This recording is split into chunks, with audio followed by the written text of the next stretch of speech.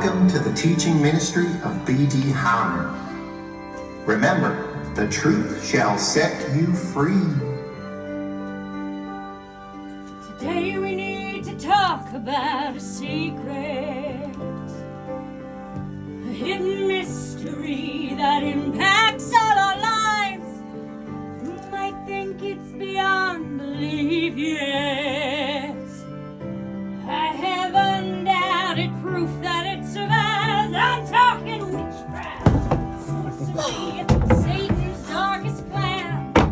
Oh, we cannot fight it, but Lord Jesus, He's our man. I'm sure you know my mother, living legend as she's known, while the only power she'll acknowledge is her own. The enemy is subtle, Satan's plans are deep and rich.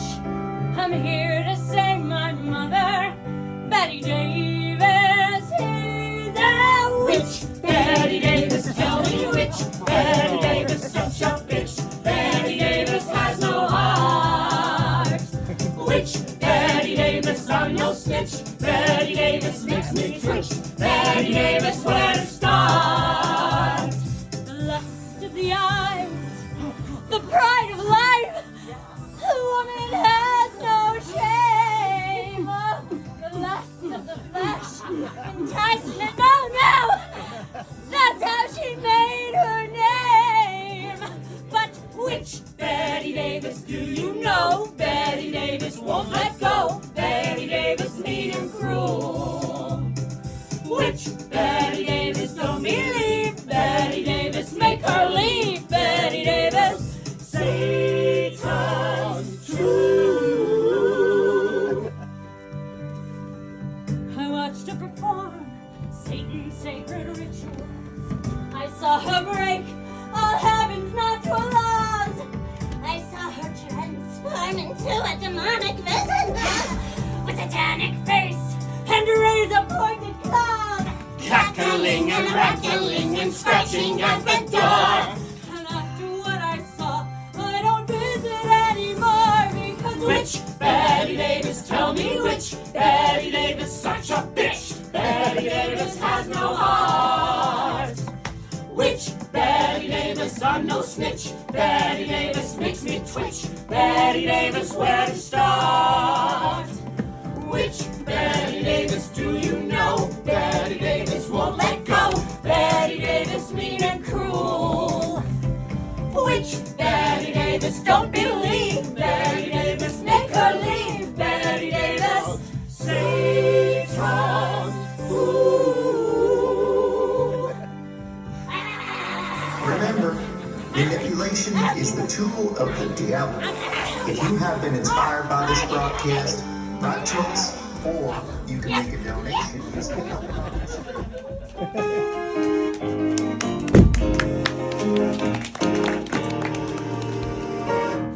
Entertainment tonight, Hollywood's hidden hexer reveals.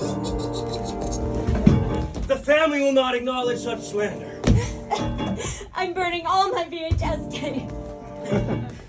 Now on Extra, Hollywood's witchy woman exposed. Was Bette Davis a witch? Yes, I'll comment. Oh, I was there. Back in 1975, a young, vulnerable minion looking to serve the West Coast Sabbath scene. I had dabbled in the occult at Barbara Eden's Malibu crew, and later experimented with an edgier Wiccan group in Palo Alto. But nothing fit until the dark forces led me to her. It was on the set of the TV flick Madam Sin. Madam Sin! That I became her subservient and embraced the powers of the book and the knife. I had found the real deal. But even then, she refused to use her powers. Welcome! Filmed live before a studio audience in Burbank, California, it's the Merv Griffin Show! Oh, what is legend? legend, but something from the past that may or may not be true. Like the Headless Horseman. Oh, or Atlantis. Or the Bigfoot. Oh, Loch Ness Monster! Is it a difficult life? Being an actor. Being Betty Davis.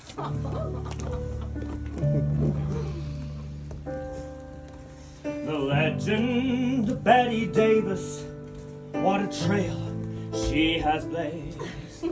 For 40 years an icon, leaving Hollywood amazed.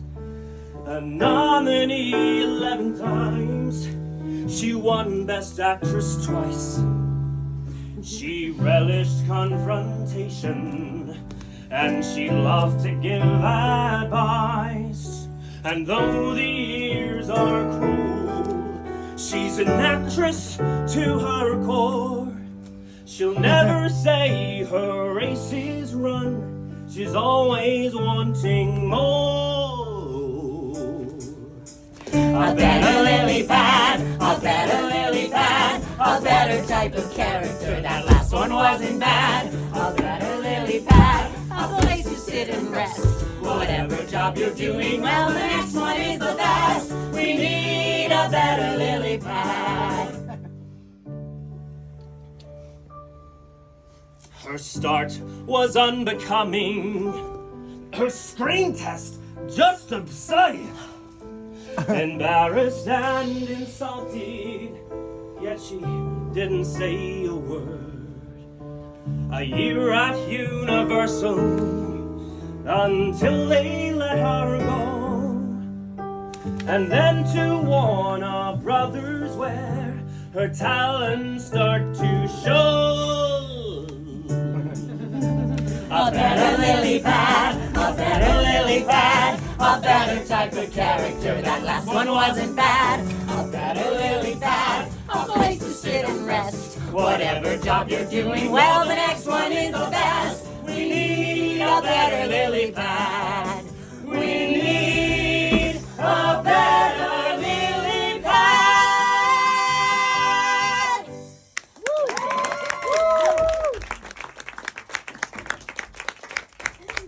That Merv really knows how to lay it on, Master. What's next? What's on the calendar? The calendar had become a source of anxiety between the two in recent months. 4 months of blank boxes stared back at them. True, there were luncheons to attend with old friends, and birthdays to remember, and necessary visits to orthopedists and pulmonologists. There were also monthly visits to her second daughter, Margot, hidden away at a sanitarium. But it was the work the actress yearned for. I mean, craved with a passion unmatched by any child, man, or narcotic. Nothing else could provide her with the same sense of purpose. Master, you could dabble with some of your powers. My powers are my acting. Your other powers. Your witch powers. Powers are very dangerous.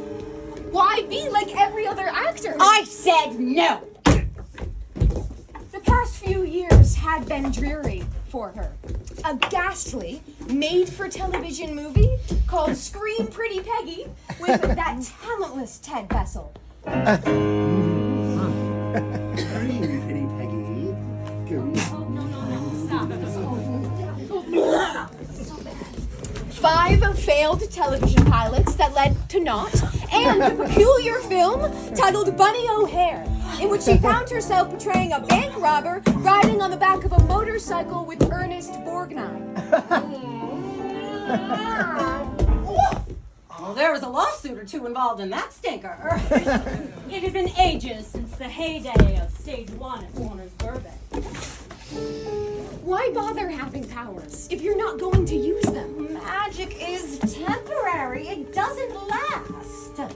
Last month, she visited her old flame, a screenwriter and renowned hunter who had once roamed the wilds with John Huston during his prime, but now was caged inside of a memory ward. Was it he who gave you your powers? Yes. Oh, we shared a tempestuous affair back on Catalina Island in the year 1930. Passion, Dawn, real passion. Think of it as a gift, baby. I'm no witch. Garbo, Harlow, it could make you famous. I don't need your magic. You don't believe in me. I'm crazy about you.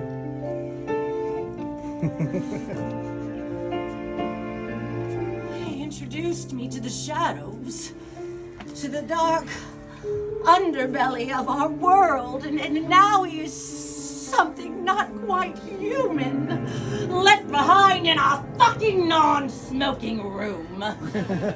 So you used your powers. It was a mistake.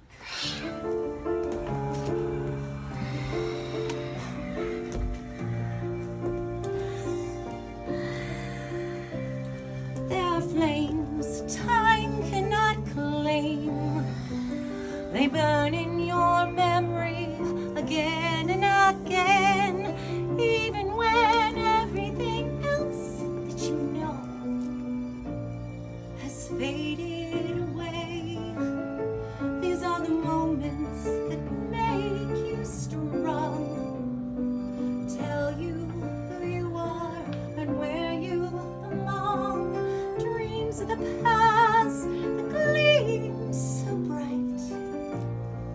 You want to stay. Let me be here forever. Let us be new together. Let this be real. Let this steal away my life. I can face whatever. I believe you never, never conceal what we both feel. Tonight there is power, strong and unseen, granted to magical people who dream. If they believe what they can achieve won't be denied. If you persevere, master the craft, you'll write your own future. You'll sit back and laugh. Choose your own life, the book and the knife by your side. Let me be here forever. Let us be new together. Let this be real. Let this steal away my life. Can I face whatever? Will I leave you never? Never can we build what we once felt. Tonight. The magic didn't last? Never last. Magic cannot save him. I cannot save him. Well, I will never use these magical powers again. Once she had wielded significant power in the industry. Now she counted herself fortunate to subsist on residuals for a guest appearance on It Takes a Thief. Now, Bob Wagner, now he was a real gem, bless his heart. Well, he's one that still remembers the glory days when being a professional meant something. Master, the calendar is empty. You could use the book and the knife. You must stop talking about the magic. I'd kill for your powers. My real powers. I'd fix my broken child. Margot. Instead of hiding her away in an institution. Oh, what do we have? What did Marty send us? Something called Burnt Offerings. The script is being directed by Danny Curtis, who did that vampire soap opera. The script is spooky. You might dig that vibe. And Oliver Reed. Oliver Reed, a notorious drunk. English actor. An early and oft intoxicated figure. Bore the scars of his tumultuous life. A ballroom brawl in '63 left him with a face stitched together, a testament to his rough and tumble existence. Yet, despite it all, he continued to grace the screens, embodying brutes, boxers, and musketeers. Oh, I've worked with drunks. Karen Black has the lead. Who is Karen Black? Karen Black was New Hollywood. She had just finished playing a feisty stewardess who landed a Boeing 747 jumbo plane. In the summer of 1975, it seemed like there was nothing Karen Black couldn't do.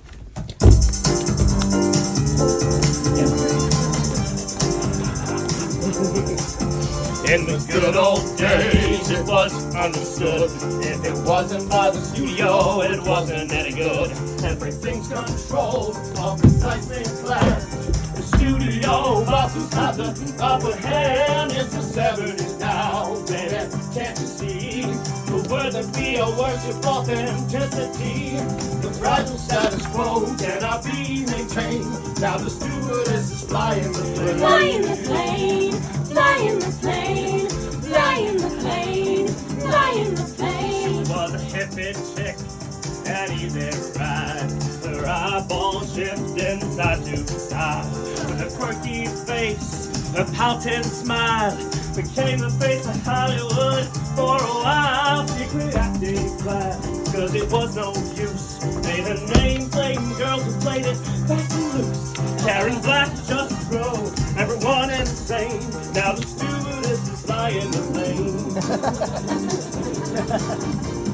Lana Turner, Vivian Lee, Got no authenticity. Spencer Tracy, Vincent Price, So not cool, just too nice. Rita Hayworth, Ingrid Bergman, Left behind, that's the word, man. Clark Gable, Natalie Wood, Once upon a time was good. Barbara Streisand, Michael Caine, Hollywood will bloom again. Lily Tomlin, Madeline Kahn, Cinema has been my body. Karen Black, Ollie Reed, What more does the public mean? Glenda Jackson, Richard Gere. New Hollywood is Fly in the here. plane, Oh. fly in the plane, fly in the plane, fly in the plane. He had fists of rock that made hot men bleed, and puppy dog eyes that dripped sincerity. Women worshipped him while he put them down.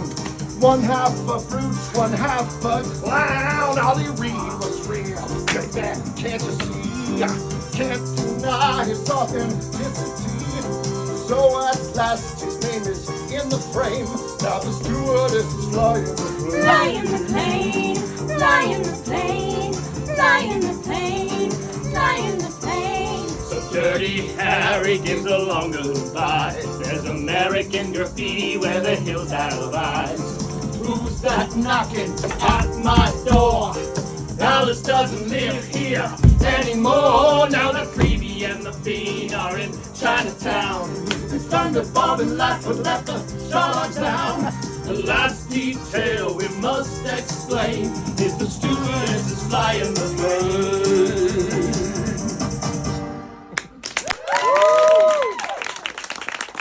I don't care who she is, as long as she is professional. It's a real picture. United Artists. I don't know, Dawn. Another horror film. The actress looked over at the mahogany secretary, a wedding present from one of her husbands. The top drawer held bills to be paid, including to the Laughlin School, a safe, clean, therapeutic school that held her daughter, Margot, whose damaged brain would never advance beyond 4 years old. The second drawer, too painful to open, held gifts from Margot, macaroni necklaces, attempts at correspondence with one discernible word. Mama? The third drawer held the divine dagger, the precious book. The script the actress held was for a real picture with United Artists, not television. And as her friend Roddy would say, Yeah, well, work is work. even as he played the Simeon Cornelius in the third Planet of the Apes movie. Work is work. Well, at least I wasn't playing a monkey. But had somebody asked me, would I say no? Betty Davis signed the contract for Burnt Offerings and began filming in April 1975. Agneta, a stout woman in charge of hair and makeup, handed the actress her grey wig. The actress relished this favorite stage of transformation. The wig, cheap and synthetic, held clues to Aunt Elizabeth's character. A disheveled, self-cut mess.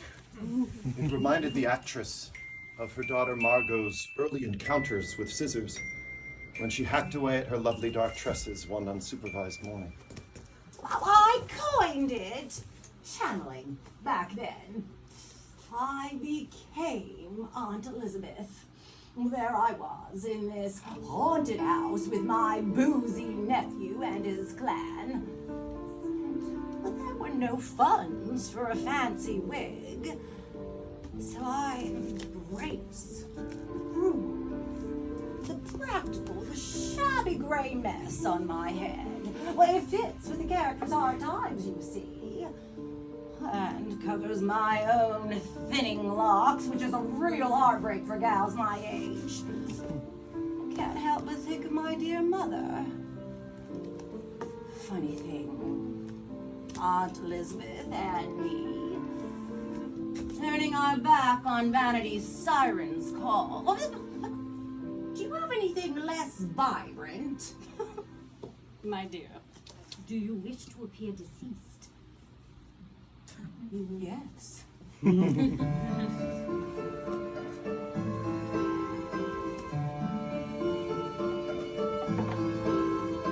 Tease out feelings from the graying hair and the worn-out clothes you're told to wear. Everything's there. Find the truth in every makeup stroke. Lose yourself behind the paint and smoke. What will you invoke when you barricade your heart away so you can build another heart to play? Every part you play, when you bare your soul for all to see, hope the audience will let it be, and they let it be.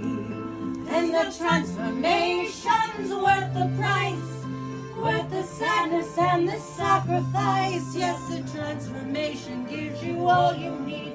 Take your anger and your heartbreak too. Let it feed the beast inside of you. Yes, the transformation's worth the price you pay. There's no room in here for vanity. If the world is ugly, so are we. And I will be. I don't care about my public face. If my character should fall from grace, that's what I'll embrace. And the transformation's worth the price, worth the sadness and the sacrifice. Yes, the transformation gives you all you need. Take your anger and your heartbreak too. Let it feed the beast inside of you. Yes, the transformation's worth the price you pay.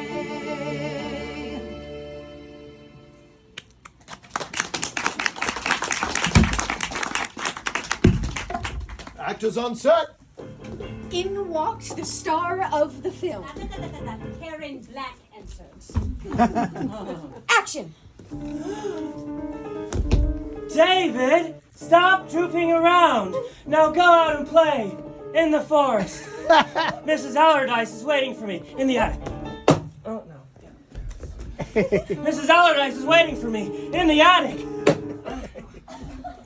Waiting for me in the attic. The attic! The attic! The attic! Attic! Attic! Attic! 25 takes passed. Sensing an opportunity to assist, the older actress offered, Perhaps if I stand in your eye line, ensuring consistency. I don't take notes from my supporting actors. At last it was the older actress's moment to shine. She had requested a harder chair.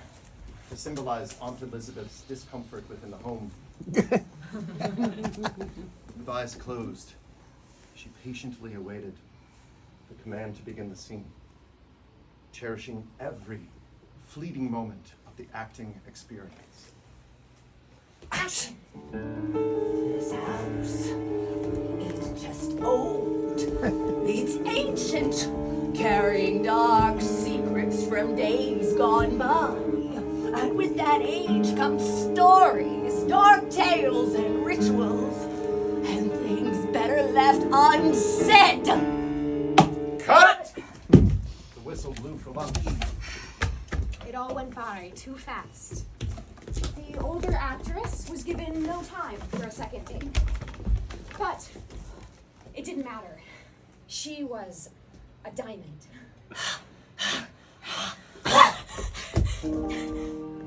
The man and the pig. The trailer door swung shut. These continued to be difficult times for women in Hollywood.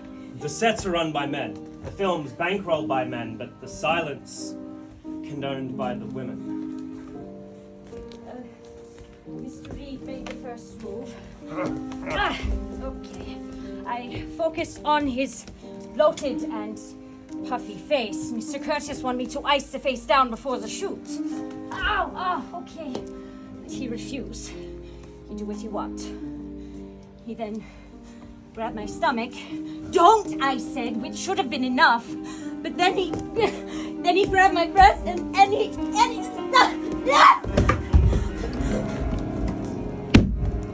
They knew she had to remain silent or risk losing her job. The actress's Yankee mother had used the term pickle to describe an individual who was inebriated beyond hope. She approached the actor, who was already sweating out that day's swill. She tried to ask him character questions. The child actor, playing his son, sat by the edge of the pool, his feet in the cold water and his head down. Even he knew Mr. Reed was dangerous. Why do you think that Aunt Oh, Elizabeth will you decided... shut up, you stupid cunt? Oh. We're doing a fucking horror movie. Huh? Horror movie. Oh. So we can pay for our divorces.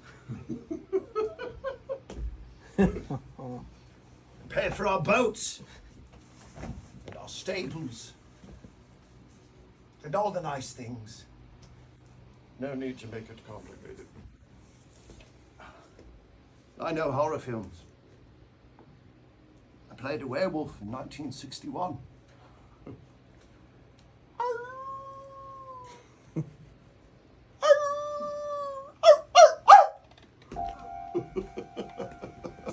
He then unzipped his fly and proceeded to piss in front of the Oscar-winning actress. No one apologized or chastised Mr. Reed for his boorish behavior. But this was 1975, and everybody needed a job. You should have said something. What could I have said?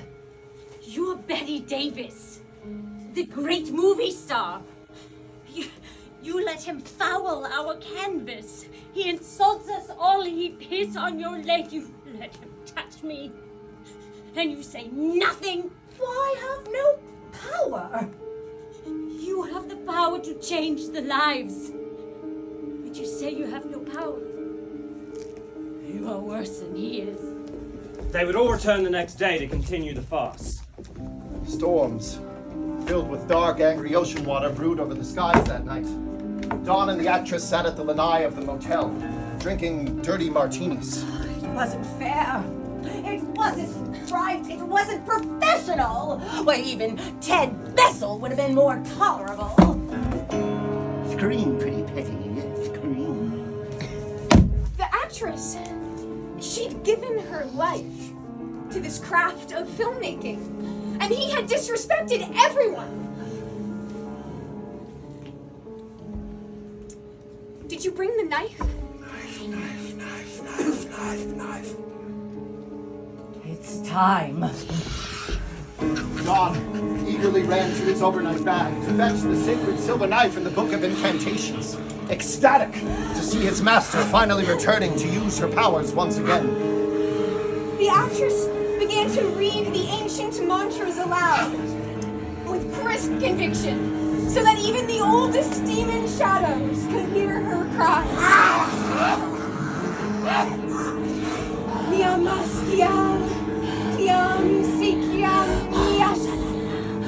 Don't worry, darling.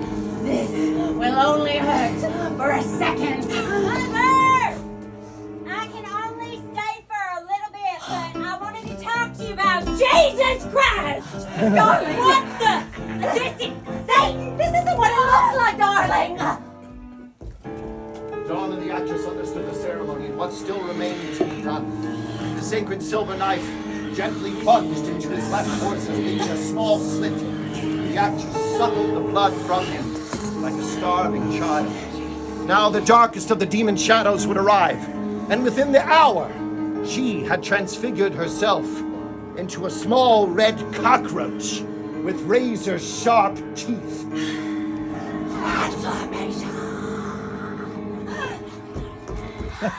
Dawn spirited the actress into a small box and walked down the hallway to the suite of the English actor.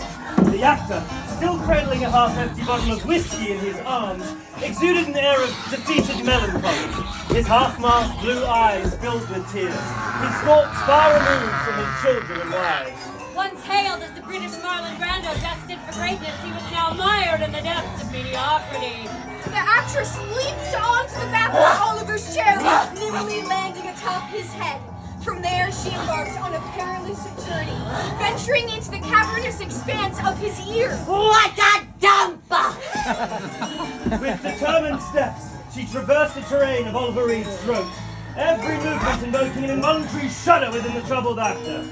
It was in the confines of his lower intestine that the actress sunk her mandibles into his flesh, causing excruciating pain. When you return to the set, you shall be kind, sober, and most importantly, professional! Fail to heed this warning, then I will return with my sisters and devour you from the inside out! I promise you, please get out of me! The actor convulsed, and he vomited her out in a violent expulsion.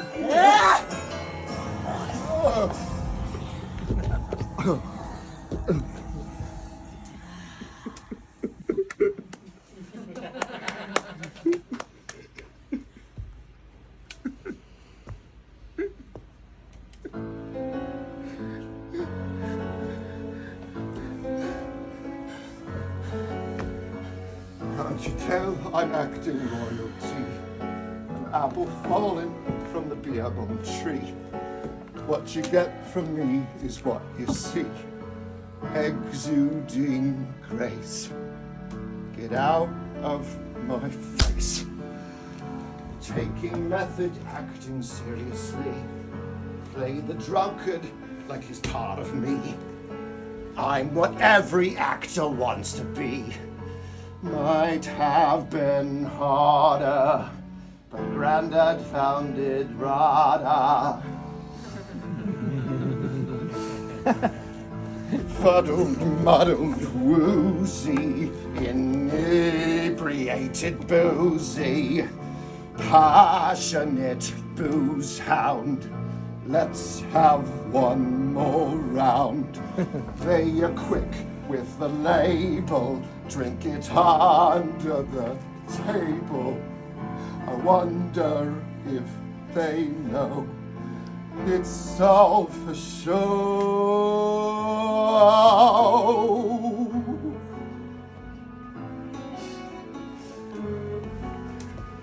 People buy the image that you sell.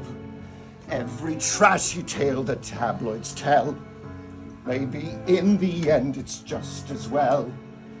I just don't care what's said out there. An actor's life is 7 kinds of hell. feeling broken, but pretend you're swept. Though your life is just an empty shell, films pay the bills.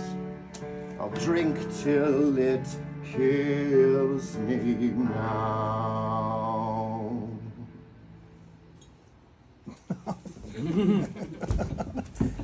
30 days later, on the last day of the shoot, Reed, temporarily gripping his sobriety, channeled the terror of the moment as the demons of the haunted house closed in on Aunt Elizabeth's tormented soul.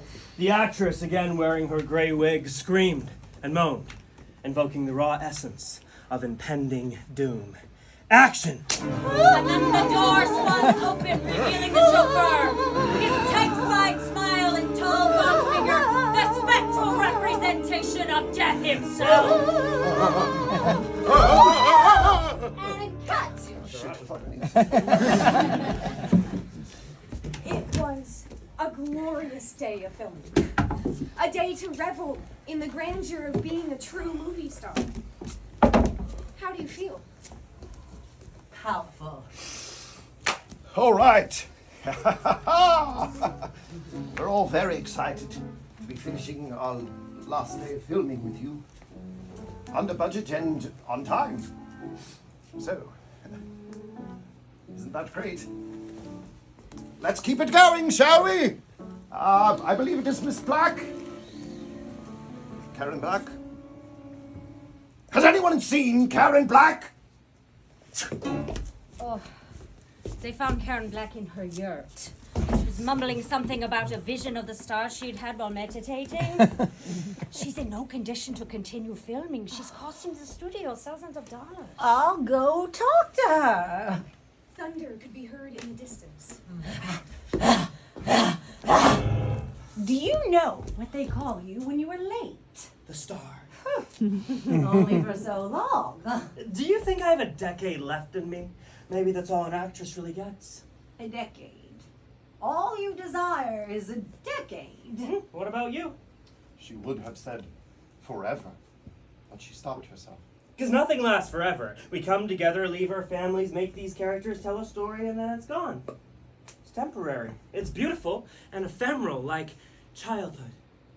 But we don't stay children forever. Some children do. A film is permanent. Who's gonna remember burnt offerings in 50 years? Who's gonna remember Karen Black? And a film lasts forever. That's why we must navigate it astutely, professionally. If we persist, toil, strive, make sacrifices, well, then we can... We can what? Continue to work. Who promised you that? It's a pretty groovy gig, a very lucky job, don't get me wrong, but it's not everything. It is everything. Well, there is power in being seen. You wouldn't be here otherwise. From the bottom of my being, I don't care about that. And you were seen. You were gloriously seen. You had your time to be powerful, and now you want more? Oh, you're a greedy old bitch, Betty Davis. The enemy is subtle, Satan's plans are deep and rich. I'm here to save my mother, Betty Davis is Don the book. Get me the knife.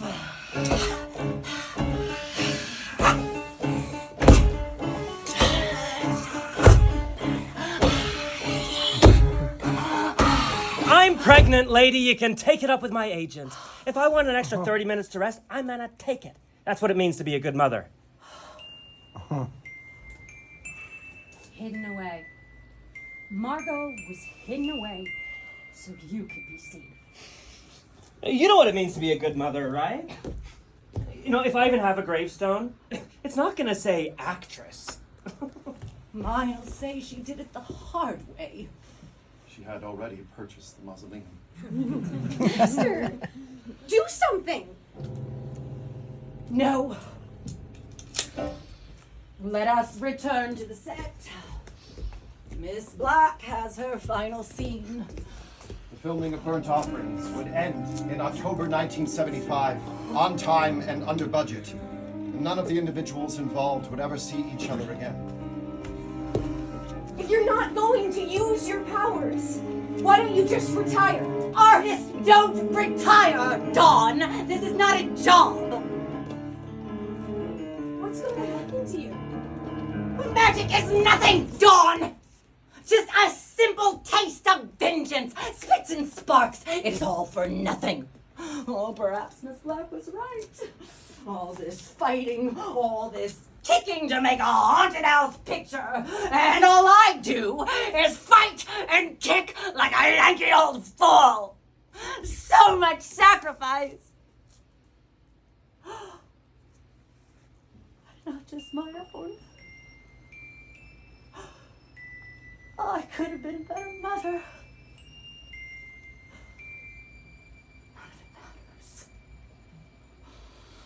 None of it matters. None of it matters. None of it matters. None of it matters. None of it matters. None of it matters. But all this work, and none of it matters? I'm done. There are too many heartbreaks, too many costs, too many fights. We've traveled so far. This work, it has to mean something. No! Nothing! It's not nothing. My parents used to sit on cold benches and hold hands and watch reel after reel after reel of flickering picture shows. Films like Kid Galahad and The Dark Victory. They survived the Stutthof work camps. They saw everything. And my 20-year-old father says to my 15-year-old mother, let's go, to Hollywood. They want to go to the place that makes the stories. So they leave the world of Stutthof behind. They cross the ocean and they get a job in the studios. He in electric, she in craft service. And they work so hard so that their only girl can take classes and learn to dance on pianos like Eleanor Powell and sing like the bird Jeanette MacDonald and act and stand strong and be feisty like the great Bette Davis. But you know the studios. My face was too plain for glamour. My bass was too thick, my accent too heavy, but, I inhaled their dream, and I worked hard, and I became the head of hair and makeup. The sign on my door in Burbank still has the gold-plated lettering, Director of Film Glamour. I work everywhere, and I work on everyone, because that is the dream my parents had for me. A dream that you gave them because you showed them that life could be more than pain and evil and suffering. You gave them that dream. You matter.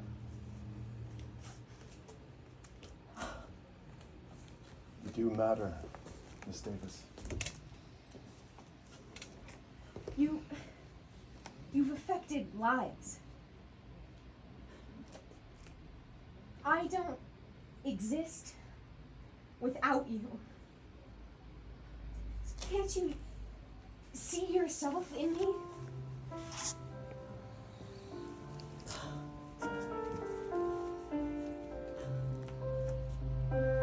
Nobody promised streets of gold. Artists don't live that way. Fortune is fickle, fate is cruel, and it changes from day to day. All you can see is what it cost, the sacrifice that you made. While you are counting days you've lost, think of the lives you've swayed. If you want to be a diamond, only time can make you strong, and life will cut and shape you. You have to hold on. You can always be a diamond, sparkling. You were an icon, blazing bright, dazzling every eye. You were the dream that drove us on. told us we had to try. Although the world is harsh and cruel and left you so lost and alone, we still remember all you did. Your talent will always show. If you want to be a diamond, remember they don't shine. They reflect the light of others as you reflect mine. You can always be a diamond, sparkling. Built strong to last forever, and enamor every eye. Unless the light surrounds it, it's easy to pass by. You must always be a diamond, sparkling. On this new uncharted ground, I'll make a map for you and leave it as a legacy. Every word is true.